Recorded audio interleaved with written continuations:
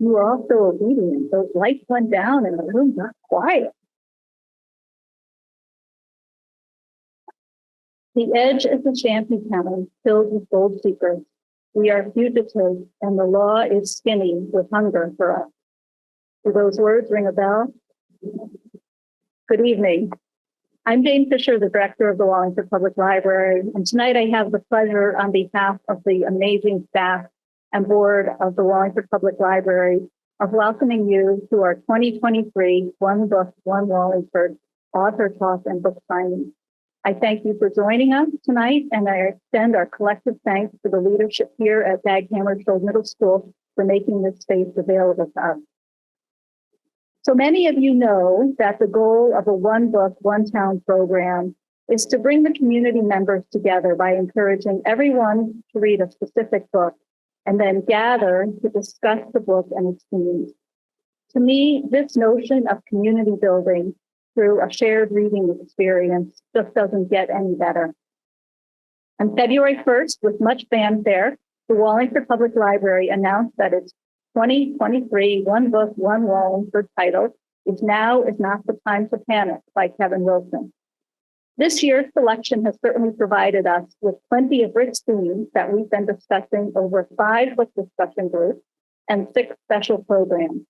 In addition, more than 330 library cardholders in Wallingford and our region have borrowed Now is Not the Time to Panic to read on their own or in book clubs throughout our region.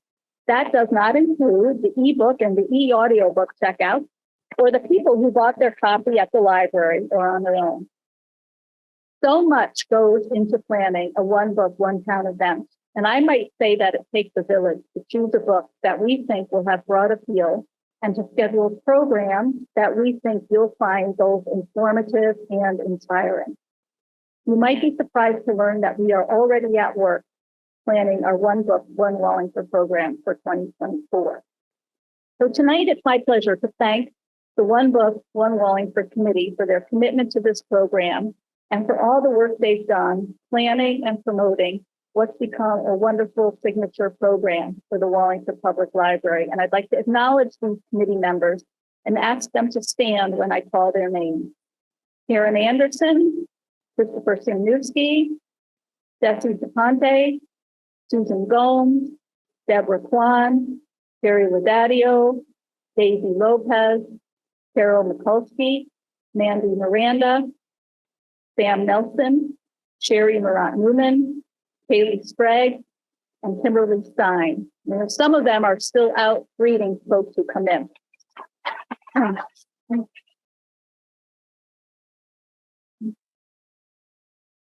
And there are 2 of my colleagues who deserve special recognition for leading the charge for all of this programming.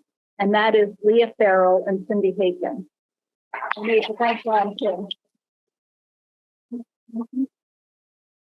Thank all of you for making tonight possible and for all of the work that goes into this program.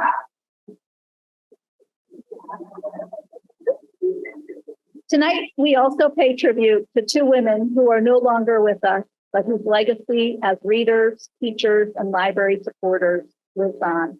They are our 2 Pats, Pat Giuliano and Pat Axmeyer. We dedicate tonight to their memory.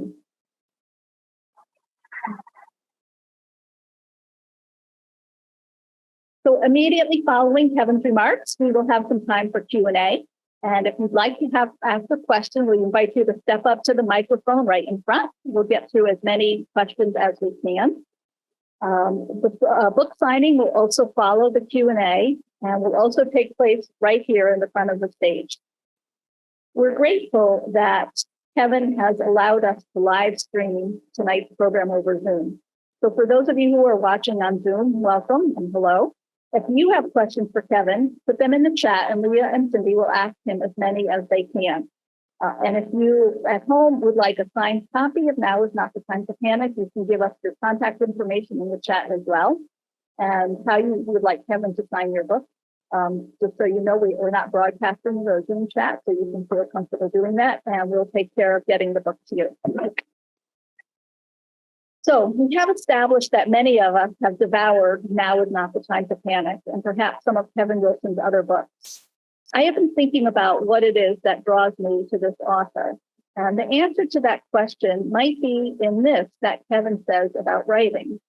He says, writing is partly about embracing my perception about how the world feels and using story as a way to make me feel less afraid, to live within the oddness of the world and not be ruined by it, maybe even to thrive in it.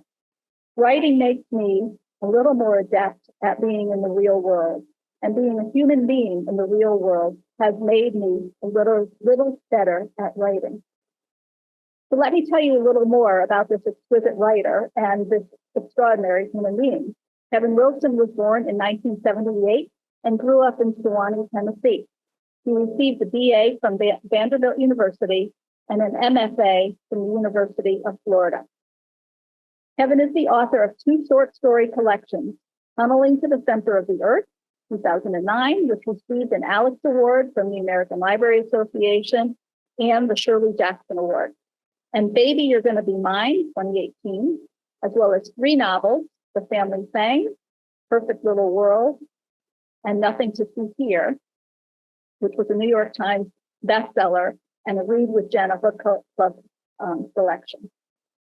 The Family Thing was turned into a movie starring Jason Bateman, Nicole Kidman, and Christopher Walken in 2015, and Nothing to See Here is currently being turned into a movie. Kevin Wilson has appeared in both Best American Short Stories and the Penn O. Henry Prize Stories. He's an associate professor of English at Sewanee University of the South, and he serves as the coordinator of its creative writing program. He and his wife, the poet Leanne Couch, live in Sewanee with their 2 sons. Please give Kevin a warm Wallingford welcome.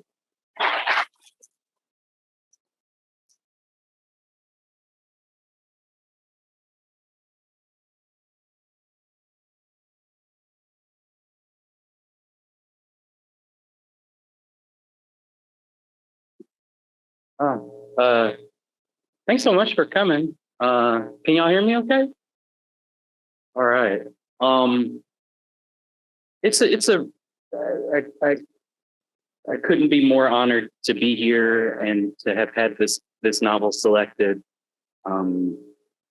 Writing is such you do it in isolation because you need to be in isolation in order to think through what the story needs. And then you send it out into the open air and you really have no idea. It's just like sending a signal, a little flare up into the sky. And so these kinds of moments are truly humbling, but they're also just makes it so rewarding to realize that this many people are kind of in a community thinking about this strange, weird thing that I made. So thank you so much. I really appreciate it. I'm trying to keep track of time. It's always really hard with these things because I really love to talk to people and answer questions, and reading is weird. But then if you don't read long enough and no one has questions, you're done in 15 minutes, which has also happened to me. So I'm just going to try to strike a balance between them. But before I read, I'll talk. I mean, I feel like maybe if you've read the book or like I've told the story so many times of where the line came from, and but there's a larger thing for me in this book is that I feel like every book that I've written has kind of lived alongside where I am in my life at that moment. And so, Family Thing is about what is it like to be born into a family, and then also try to like leave that family in order to become your own person. And then we had a baby, and I wrote a book, Perfect Little World, that was about nothing but babies, just because I didn't know what we were doing. And then those babies grew up, and I wrote a book about how do you take care of fire children, because that's what I was trying to figure out. And this book really and truly is, I'm 45 now, and my kids are 15 and 10, and they live in the county where I grew up, in Franklin County, Tennessee. And they get tired of hearing it, but like their gym teacher was my gym teacher. When we go down to Winchester to see a movie at the Oldham Theater, they are, we went to see Super Mario Brothers a couple weekends ago, and I'm like, every time I'm saying, these are the same seats that y'all are sitting in that I sat in when I was your age, and I saw Teenage Mutant Ninja Turtles 2, Secret of the Ooze, and they're like, we don't care. It doesn't matter to us.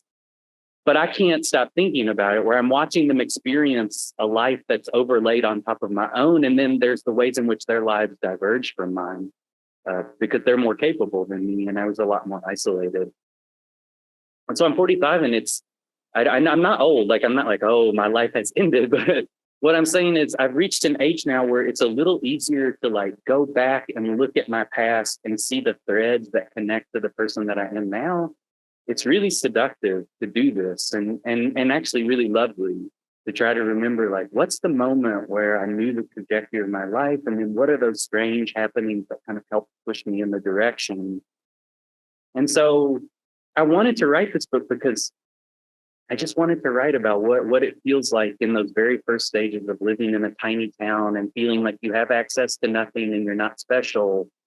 That tiny little sliver of light where you can maybe I can know something, maybe I can tell a story, or maybe there's somebody else that cares about the things that I care about. And so I spent so much time in this book living in the past, and it was lovely because each time I stopped working on it, I would walk right back into my regular life, and it had not changed. It was still the life that I had worked so hard to make. So I'm going to read a little section of the book, and it's hard not to start at the beginning where they meet. And this takes place at a public pool, and we used to go up to Nashville to this place called Hermitage Landing, which was this water park, and really dangerous water park. Like, so many injuries. It was like terrifying and thrilling at the same time. We had to ride the aqua track was like a really rough concrete slide that you had to have a piece of foam rubber to slide down. And if you fell off the foam, you were just bloody the rest of the day.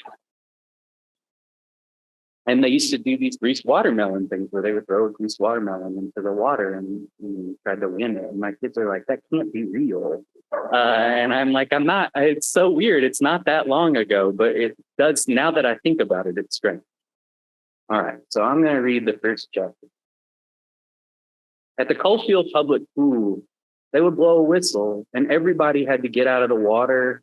And we'd all stand there hopping on one foot and then the other because the concrete was so damn hot, burning the bottoms of our feet. And some lifeguard, barely older than I was, 16, looking like the bad guy in a teen movie, blonde and buff and absolutely never going to save you if you were drowning, would wheel out a greased watermelon. There was a 3-inch layer of Vaseline, which made the watermelon shiny, almost like it was turning from a solid into a liquid. And the lifeguard and one of his evil twins, maybe with crazier muscles and a scuzzy mustache, would dump this watermelon into the water and push it to the middle of the pool. And when they blew their whistles, the point was to jump into the water, and whoever could get the watermelon to the edge of the pool would win it. You had to team up, really, to reasonably expect to win the thing. And so the game would turn into a kind of gang war, boys basically beating the shit out of each other, this watermelon slipping and sliding away from them, almost an afterthought. By the time it made it to the edge, the watermelon was covered in gouges from fingernails, pieces of the red meat of the fruit spilling out of it, pretty much inedible to anyone except the person who won it. I was smart enough to stay away, though it made me mad that no girls ever really took part, like we were too delicate for things like this. But the only time I tried, when I was 12, some old man with a snake tattoo on his arm elbowed me in the face and nearly knocked out my front teeth. The triplets, my brothers, were perfect for the greased watermelon contest because they were 18 and already giant. They were nearly feral, possessing a kind of strength that wasn't just physical, but a psychosis that made them impervious to pain, which they tested out on each other all the time. But they didn't take part either, because they used this time while everyone else was hypnotized by the watermelon to steal money and snacks from unattended bags. I was standing there, my feet blistering, wondering why I didn't just go lie down on my towel and wait for the time when I could safely wade back into the pool. And what exactly? Just keep waiting around, so you could never quite tell that I was alone? I hated the pool, but the AC had blown out back home, and it would be another day before it was fixed. I'd held out for 2 straight days, sweating and miserable, but finally hopped in the van with my brothers that morning. Honestly, if I had to be here, I wanted to see the fight over this thing.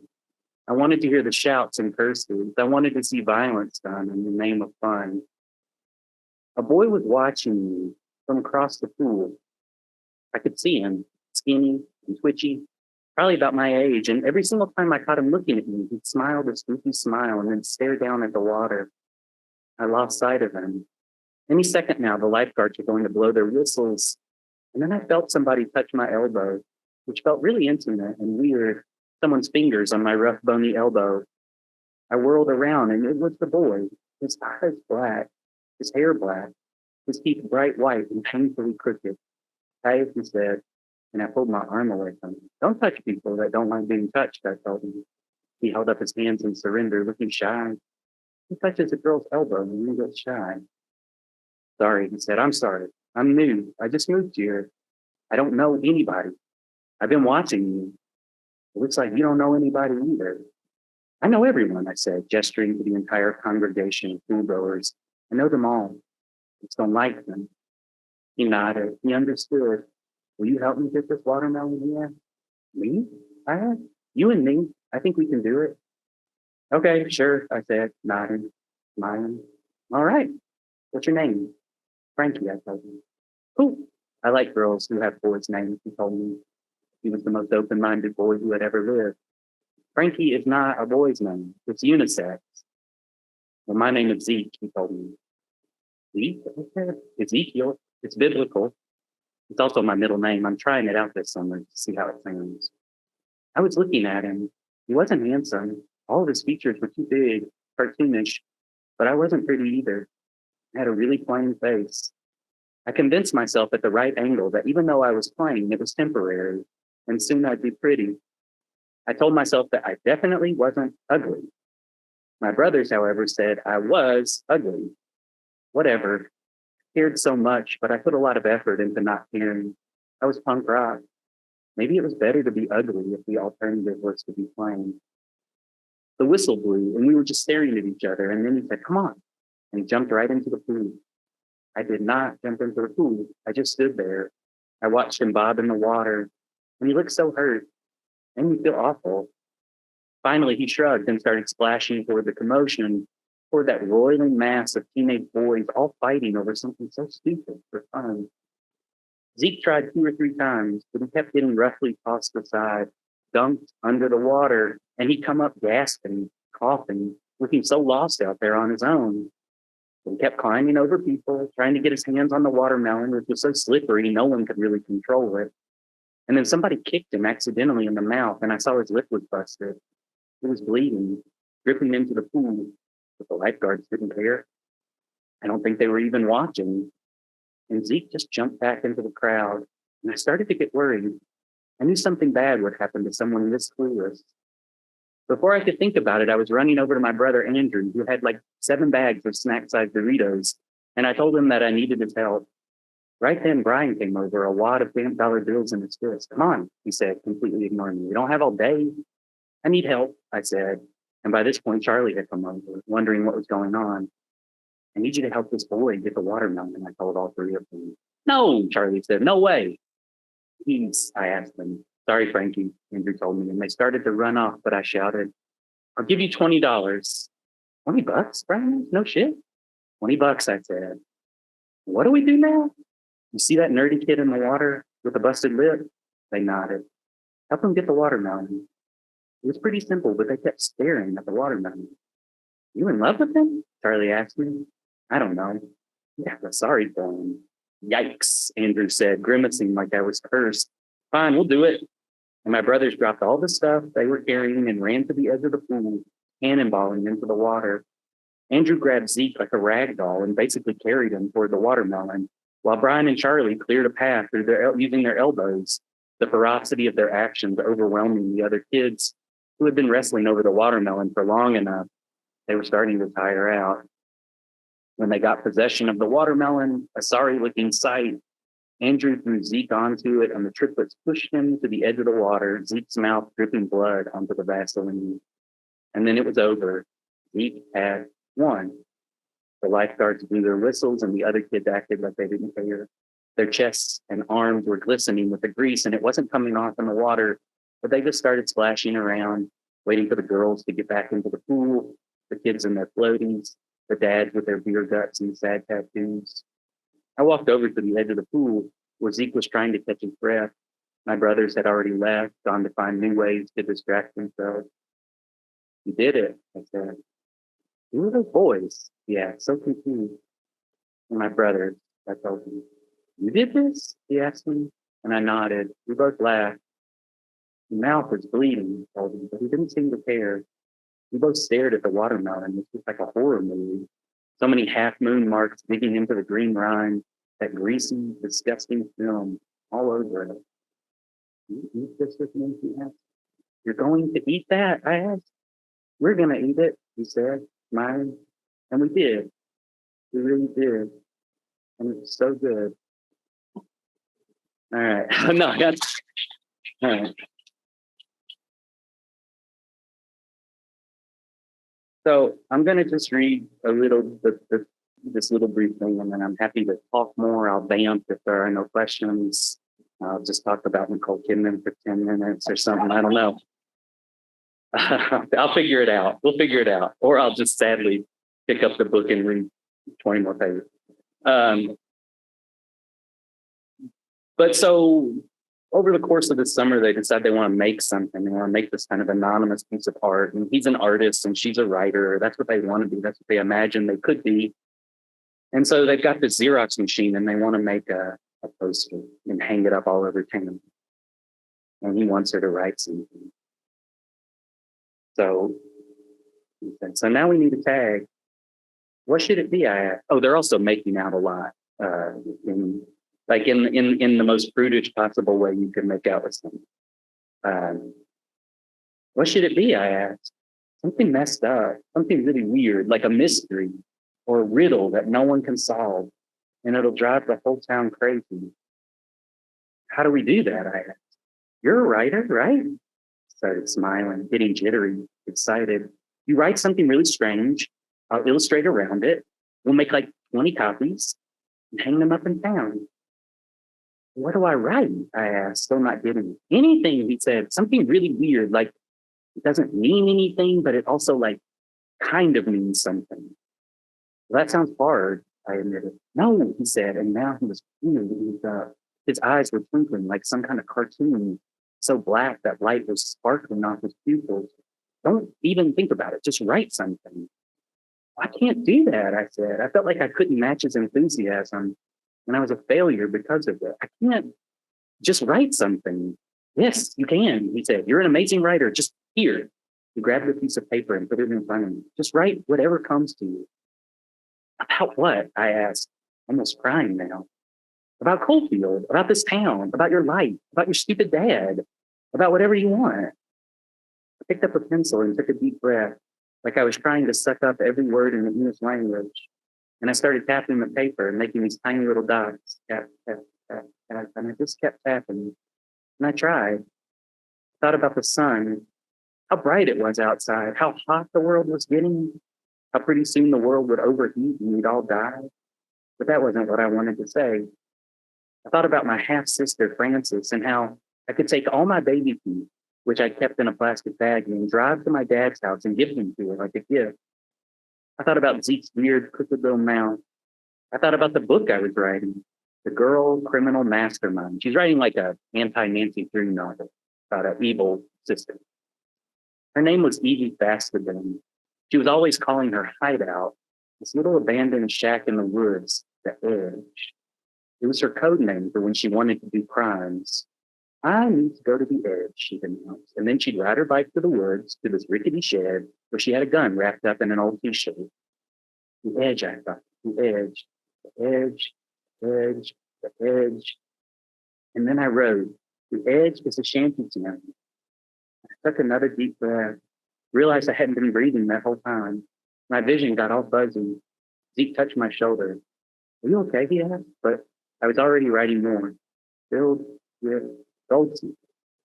Zeke looked over my shoulder at the paper. That's okay. That's kind of cool. He said, I like that. The Edge is a shanty town filled with gold seed. We are fugitives, I wrote. There was this little voice in my head, and it was telling me what to write down. And I knew this little voice, this tiny, insistent voice was not God, and it wasn't some muse. It wasn't anyone in the world except for me. This voice was my voice. This voice was my voice and no one else's voice, and I could hear it so clearly, and it wasn't finished. The edge is a shanty town filled with gold seekers. We are fugitives, and the law is skinny with hunger for us. And then the voice was gone. It went way, way back inside me, and I didn't know if it would ever come back. And I finally read what was on the paper. We are fugitives, I said to Zeke, smiling, starting to laugh a little. We are fugitives, I asked him. And the law is skinny with hunger for us, he said, smiling. It didn't make a bit of sense. It meant nothing, but Zeke understood, and that was all that mattered to me. It was the greatest thing that I had ever written. I knew it right then, and I'd never write anything that good again. It sounded so perfect in my ears. Zeke and I crouched down on the hard floor of the garage, said the phrase again, and then again, and then again, until it became a code. It became a code for everything we'd ever want. It became a code that if we met up again in 50 years, we could say this exact phrase and we'd know. We'd know who we were. Can I kiss you? Zeke asked, and I wish that he had not asked, but I also liked that he had asked, had not taken advantage of me in that moment. You can kiss me, I said. And so we kissed. And I felt the tiniest little tip of his tongue touch my teeth, and it made me shiver. And the whole time we kissed, I kept thinking, we are fugitives. And I knew that the law, whatever the fuck that was skinny with hunger for us. I'll stop there.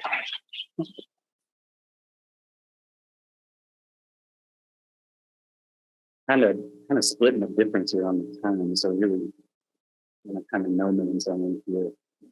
So again, like I'm happy to take questions, answer any questions. Sometimes it just takes one to get the ball rolling. If not, I'll vamp. And it's also like bright in a way that I'm like, if you think I'm staring at you, I'm not. I can't see nothing like at all.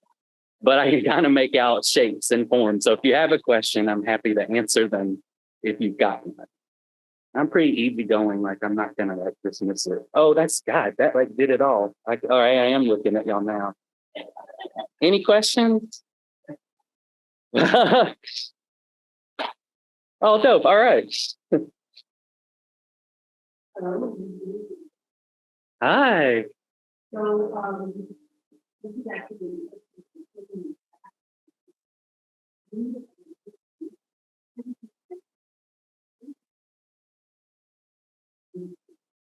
sure.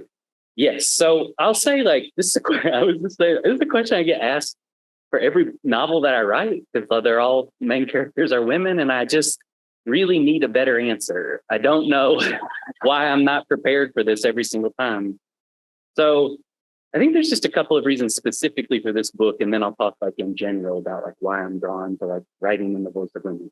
So like for this particular book, Frankie is the writer, you know, and Zeke is the artist. And there was just something about the way I had imagined it that I was like, I want to follow Frankie. I want to follow the character who found her way towards a life in a way that Zeke did not, you know, or maybe didn't. You know, there's all these questions of who he became and why she can't find him. But I knew Frankie's life. I knew that she had made this strange thing and it could have blasted her life apart, but it was the thing that she held on to in order to like stabilize herself and like live. And that's me, you know, like I felt like that's the story of my life, was that in that crucial moment of those early years of my life when I could have slipped under the surface of the water, art and my parents were the things that kept me from sinking under. And then you find yourself in a life that you're like, oh, none of this could have happened. It's just a couple of things went wrong. And so Frankie made sense to me, you know, that you would never want that secret to come out, but you'd also never let go of it because it's the thing that made you the person that you were. So that was the initial thing. And like, I could have flipped the genders maybe, but I don't know. It just didn't make sense to me. And Frankie is Also, the Member of the Wedding by Carson Cullors is one of my favorite books of all time. And I just always think about Frankie Adams in that book. And I was like, oh, okay, my main character is just going to be a version of Frankie in a more modern setting. So I was kind of married to that idea. Now, like, why do I write like all my novels? And what's weird is that most of my short stories are written from the perspective of men. So I don't know if it's like in that short span, I feel more comfortable writing in the voice that's my own. And then in these longer works, I'm trying to like hide myself more, that for that longer text, I don't want too much of myself to creep into the main character. But there's a larger thing too, which is like, so much of what I write is just, it's autobiographical in ways no one would ever know, right? Like I'm just hiding little pieces of myself in every novel that I write. And just for my brain to have plausible deniability, to be like, well, it can't be me, it's a girl, like for in that, like my parents are like, yeah, how could it be? So it gives me a little time to like save them from like bad stuff.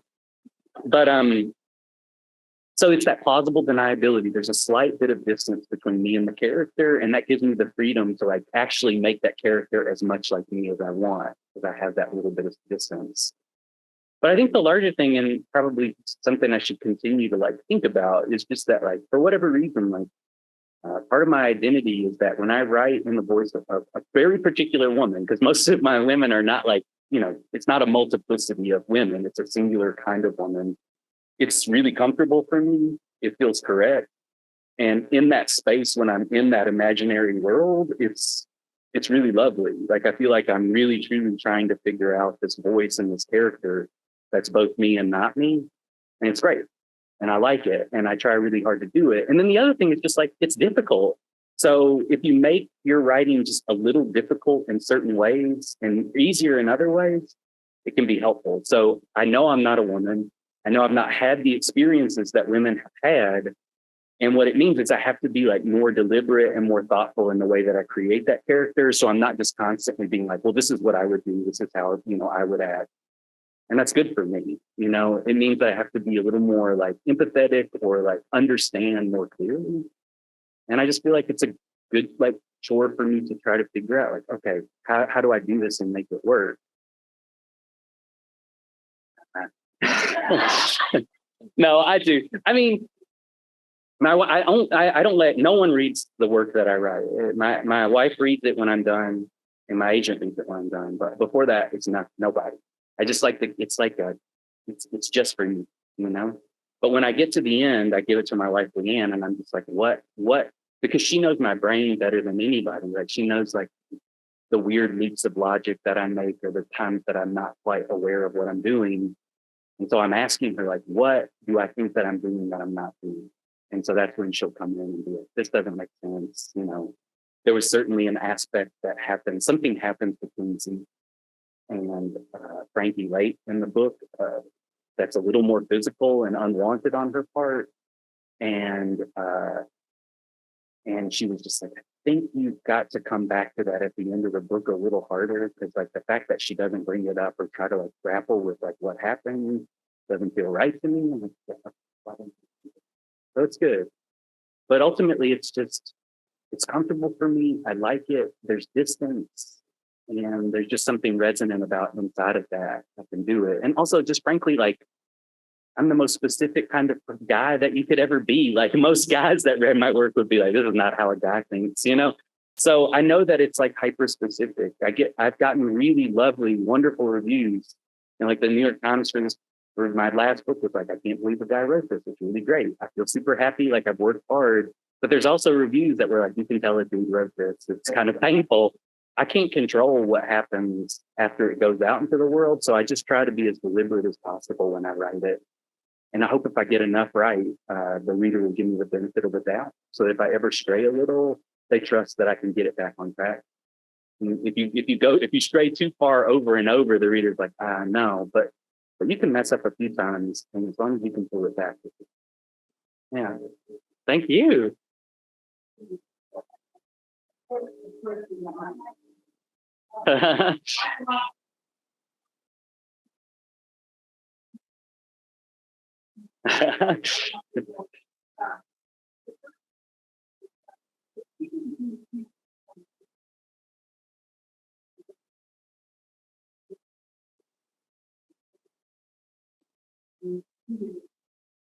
Yeah.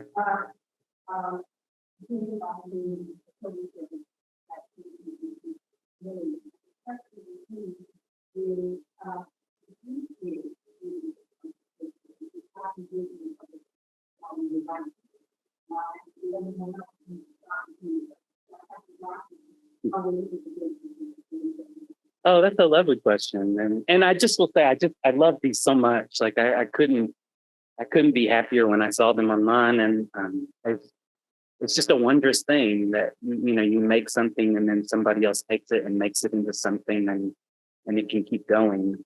So the line, like I've written in the book, or maybe but a friend that I knew when I was 19 years old, Eric Haley, who passed away while I was writing the book, gave me this line. He said it when I was 20.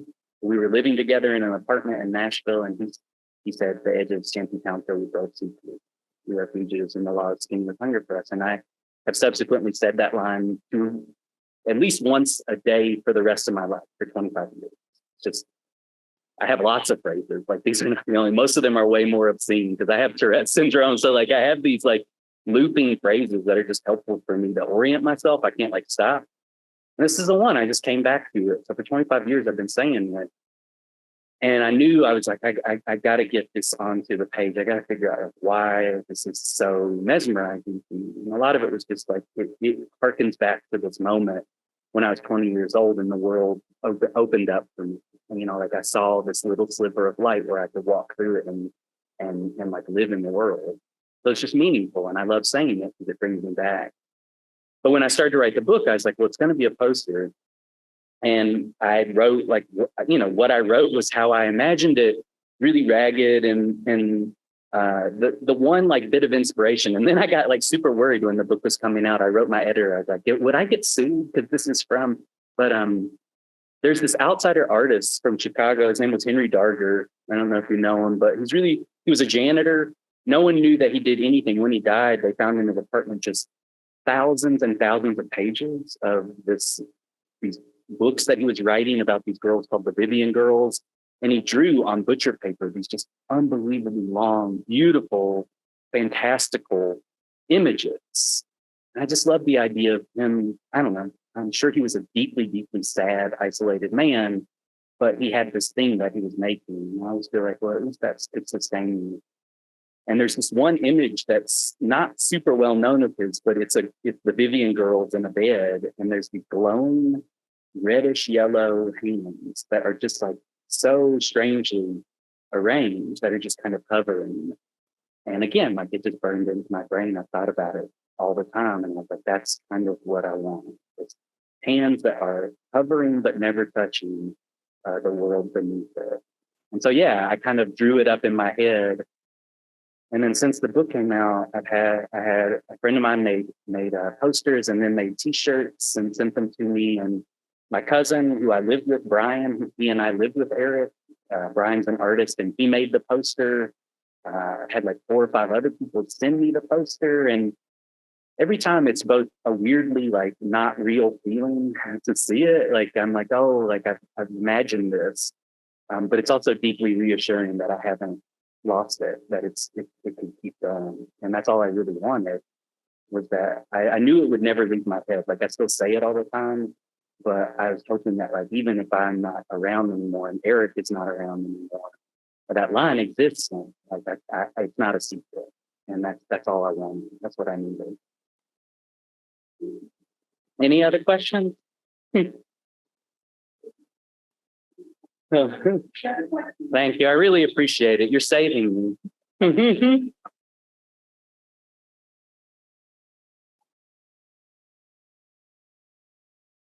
Oh, that's a wild question. What came first, the poster or the story? I mean, I think really and truly, the way that I tend to write is like, I write super fast when I actually write, and I just almost never sit down on my computer and write unless I know I'm ready to go, because I just have such limited amount of time with my kids and teaching that I just don't sit down and write very much. So I'm just always doing it in my head, and it's years of just thinking through these things over and over. And I was I put this line in another book in Family Thing, my first novel, and I was like, okay, I'm still not done with it. How am I going to make this the focal point of a book? And I thought, okay, somebody makes a poster and hangs it up and it's got a strange phrase. And just the way my like storytelling, like impetus, it's like the most pleasurable part of making a story is you start with like the tiniest piece. A poster with this phrase is hung up all over a painting. That's all I knew. And it's just fun. Like you just work backwards. You're like, well, who would hang it up? And it's like, two teenagers, you know? And then I was like, but who are they? And I was like, okay, here's their narrative. And I was like, and what's the town like? And how do they respond? And you just keep building that world over and over. So it started with the poster, and then I built the story around that single poster. And it's actually a lot of times because I'm a conceit heavy writer, like the way that I think of it is like most people would like cut down a tree, set it up in their house, and then put all the ornaments on it.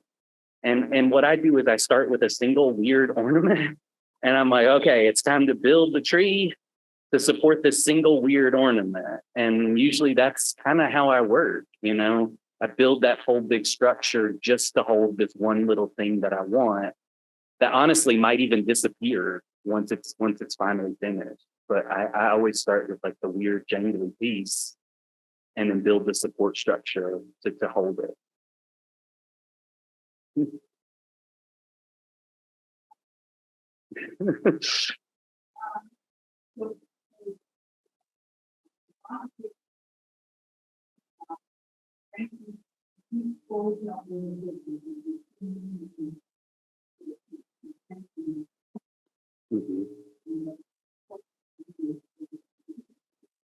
Oh my God, are you kidding me? Like, who wouldn't want to eat it? So I just feel like, it just feels like maybe it's my own stunted, like childlike nature, but it's just like anything that you think is important, like you'll eat it, right? Like you just are like, maybe this will impart superpowers. It will be meaningful. It feels symbolic. I don't, now I'm feeling weird. Like that seems so obvious to me. Why wouldn't you like this thing, this amazing, weird thing that you've made that makes you vibrate with happiness? You would eat it so that it would live inside of you and like enter your bloodstream. Then you would feel special because of it. I think I maybe have eaten a way more weird things than anybody else has. Just spent my whole adolescence being like, this is important. This campaign button, there we go. But no, I just feel like these are kids who are so afraid of the outside world that they don't know how to protect the things that they love. And so they're like, the only place I can really put it is to put it inside of me, to hold it inside of me for as long as I can, and it'll be safe. So yeah, so they don't do it. I'm actually not remembering. They want to, but they don't.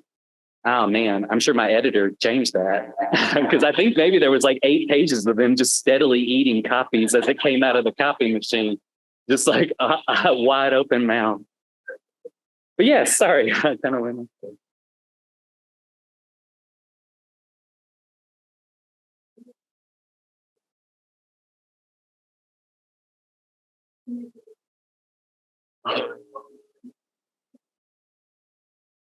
No, that's an interesting. I mean, I will say that like I've had like more success than I ever could have imagined, and I've been really lucky that I've been with the same publisher my whole career. I've had the same agent my whole career. I just started really young, I think, and I just chewed up rejection really quickly. And I just write a lot when I did write. You know, when I write, it's fast, and I'm good at organizing my brain to do that. But I was trying to learn how to write by writing short stories, and then I would send those out to literary magazines. And this is interesting because in those days, like you would have to send the story plus a self-addressed stamped envelope, and you would wait 6 months and you would get the rejection. It was a tiny little slip, like not even a whole piece of paper. It would just say, thank you, but you know, this doesn't work. And I saved them all. And I have this folder, and it really is like this thick of rejections of those single slips. And I used to bring it to my class in my advanced fiction class. So I was like, this is the accrual of rejection that I had to go through to succeed.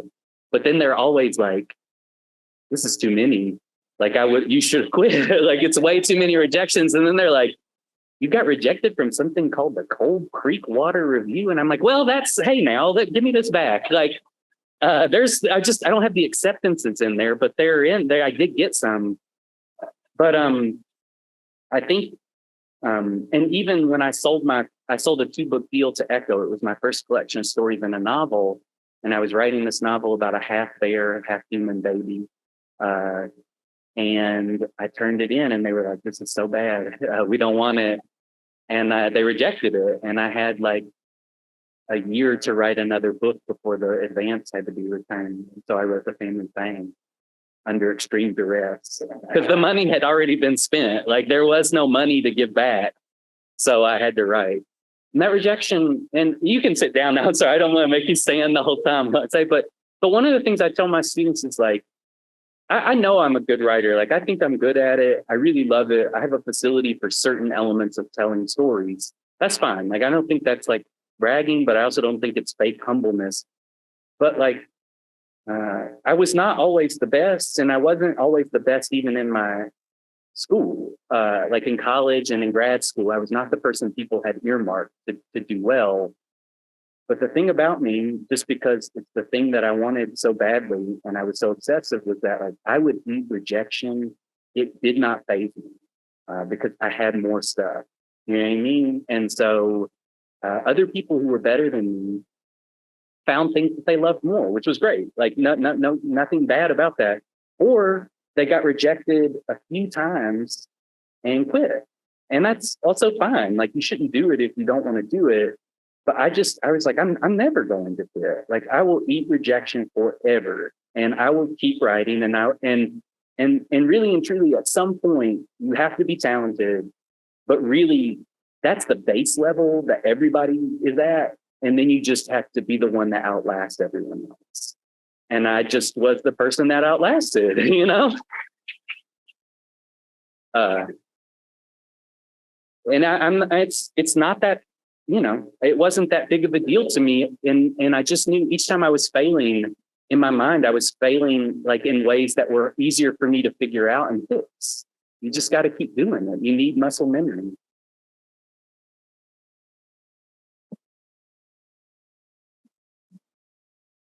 Oh.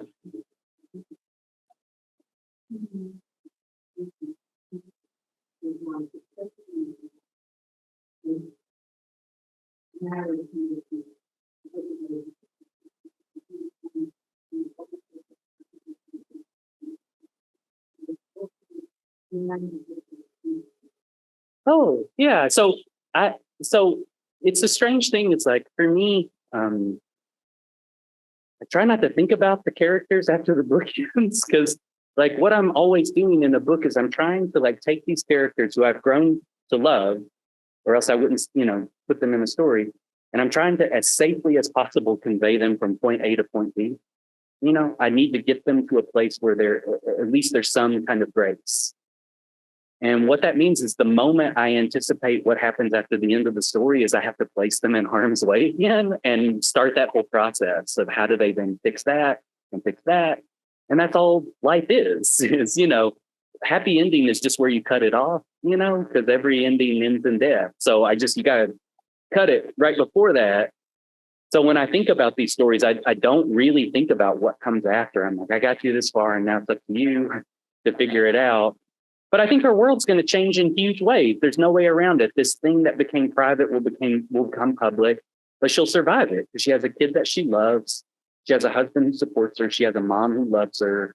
And she has Zeke, even if he's not a part of her life, he's alive. He exists in the world and in her mind. And I think she'll survive it because I survived it. I wrote this freaking book. And I was not prepared for it to go out into the world, no matter how much I thought I was. But you live with the thing that you make and you survive it. So yeah, I think she'll be fine.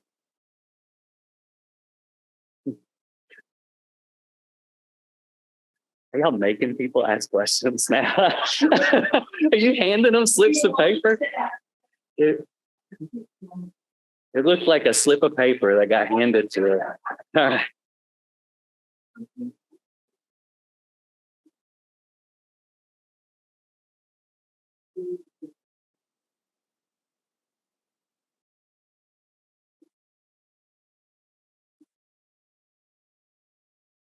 Yeah, like, well, I mean, that's the thing was they spend so much time in each other's orbit, right? They have this intense summer thing, and then he disappears, and it's just, how could you not want to know, where they are, what comes, and again, this is like pre-internet in some ways, and it's really hard. It was hard back then to like find someone that you lost, not like it is now. So yeah, so that's the magic of what I wanted the ending to be, was that she would get to find them. Oh, good. It was a much darker ending. I will just tell you right now. And my editor was like, "This is not good. Why would you do this?"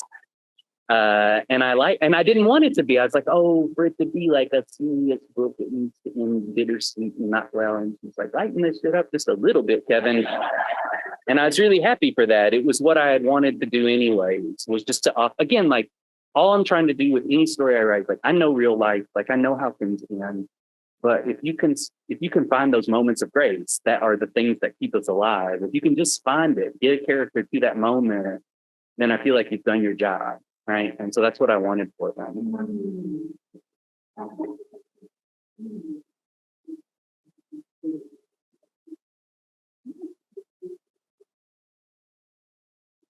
Oh, so the question, yeah. So no, I have one editor. Yeah, but I've had different editors over time because the publishing world, there's so much turnover. So I've had 3 different editors while I've been at Echo. So you learn how each one of them works, and they are the ones that are reading the book. They're the ones that are making you kind of think about what you need to do to make this less how you intend and more like a book that actually functions as a work of art. And that's really helpful. And I love that stuff, partly because I write in complete isolation and I don't share my work. I don't workshop. I don't turn it into friends to read. And so that moment when I give it to the editor, I'm like, I really have no clue. I've worked to the limits of my ability. Can you help me? And it's helpful for me because then and I will just say too, like, there's a lot of people who are like, you got to stand up for your work. You got to fight against the editor if you really believe in it. And I'm like, I'm so desperate to get published. I'll do just about anything they say. Like, like, I think maybe writers care more about their work than but they're like, hey, you should change the sentence. I'm like, sure, it's one sentence out of like 1,000. Fine. I don't care. Like, I try not to be too precious about those things so that then when I do want this one thing to say, the editor knows that like I'm amenable and I really want this thing to say. You got to pick your moments. Thank you.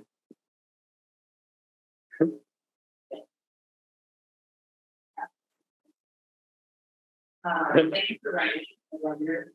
Oh, thank you.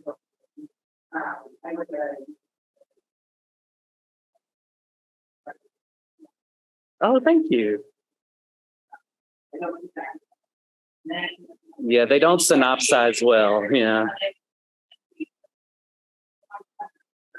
I'm curious what you like to watch or movies or shows or books, but what are your movies that?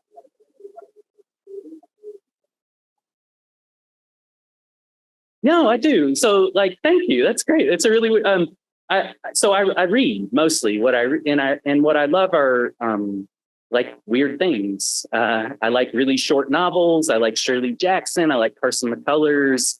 But what I found is like art was like the most intense thing for me when I was a teenager. I would go to Action Video and I would rent whatever they had. I did not care.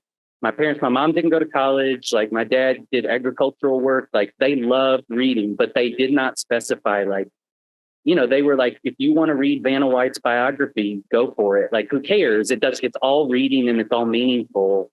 And so I just think that was like the most helpful thing for me when I was a kid. Like I read comic books, but I also read like pulp novels that my grandfather had that were wildly inappropriate for me to read. Like no one ever stopped me from reading anything. And I feel like it just shaped me in such wonderful ways.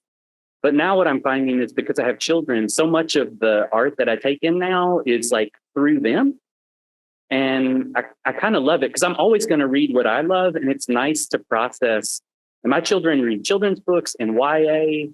And I'll just say like, man, I wish I had the YA when I was a kid that they have now. Like when I read those books, I'm just like, oh my God. And I know we're reaching the end of this, but like I've read, my sons are 15 and 10, and my oldest will then tell my youngest when we start to read a certain book, he's like, Dad is going to cry at this point. And he's like, Dad's going to cry at Origami Yoda. And I'm like, it is a moving, beautiful book. And there are moments where it's like, I'm always going to read adult fiction. That's always going to like animate me. But there's something really lovely about reading things or consuming art that's not intended necessarily for you. Like I wholeheartedly recommend that, like, to try as much as possible to try to consume art where you are not the primary intended receiver, because it forces you to just like adjust and imagine how this would resonate for someone that it was meant for. And then for that brief moment, I'm like a kid and I'm thinking of what it was like when I was a kid and how this would have like changed me. And it's really great. And then when I read books from my childhood with my kids that I love, it's that same experience, right? Like I'm like, oh, I remember this moment. And now I'm watching my kids experience it. So yeah, I would say it's still always books. It's just how those books get to me are different. Oh, okay. Sorry.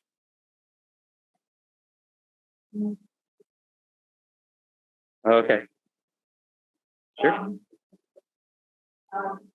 So a lot of people don't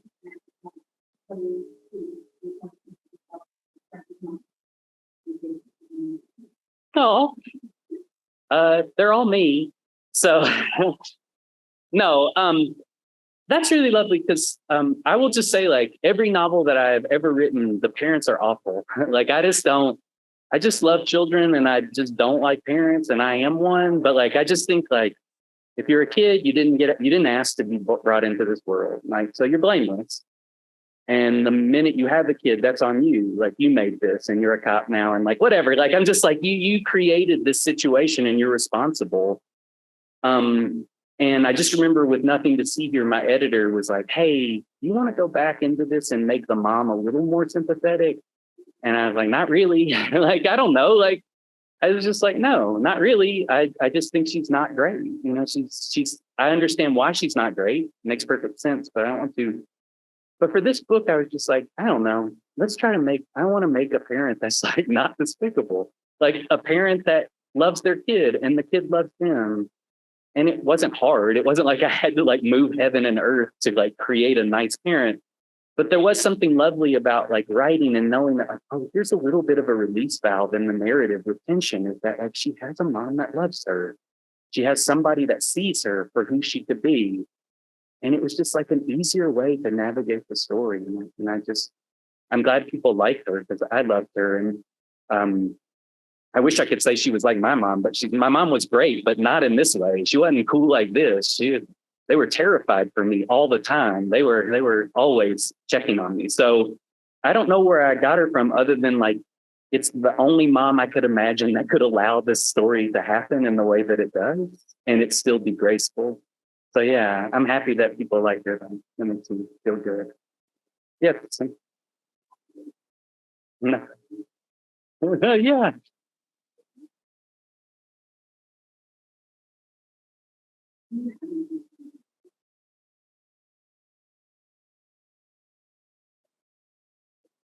Oh,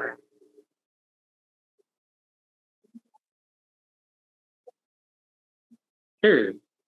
So I'll just say, like, uh, literary fame is like the least amount of fame that you could have. Like, I cannot stress this enough. Like, nobody knows who you are. No one recognizes it. You could stand next to your book in the library for 3 hours and no one would know. And I mean, whatever. Like,